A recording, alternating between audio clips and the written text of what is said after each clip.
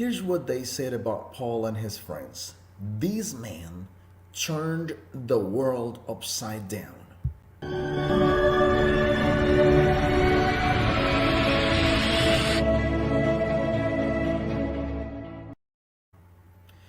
I've got to tell you, those are big words. When they said that these men had turned the world upside down, they actually were talking about the impact that Paul and his friends had about and on the community.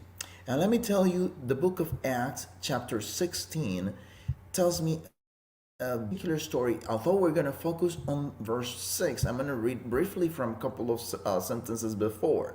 For instance, verse 1 says, "Now when they had passed through Amphipolis and Apollonia, they came to Thessalonica.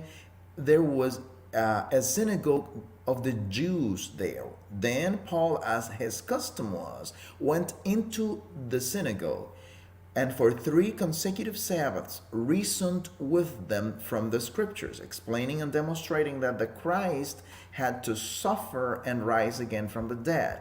Now he starts talking about Jesus as the center of his preaching and a center of life, true, real life.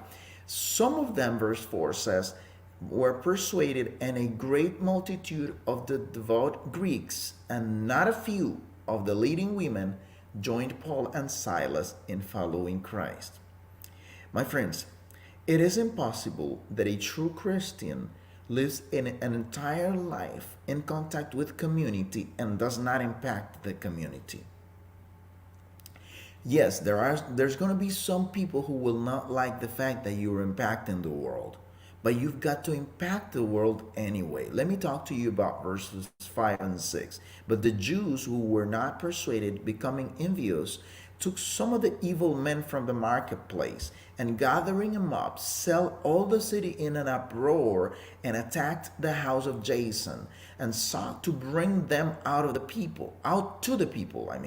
When they did not find them, though, they dragged Jason and some of the brethren to the rulers of the city, crying out like this: 'These men who have turned the world upside down have come here too.'" And I'm going to repeat it one more time. Yes, the accusation was prompted by the wrong intentions, but it had some truth in it. This man had indeed turned the world upside down. And I'm going to tell you that God is calling you and God is calling me to turn the world upside down. We cannot be quiet about the things that God has called us to be and to talk about. The world is in need of hope, blessing, assurance, a message of salvation, and even of reprimand. We need to talk to the world about the things that the Lord is calling us to tell them. We need to change the world in the areas that the Lord wants us to change it. We need to tend to the needs of people in the areas that the Lord has shown us that the people is in need.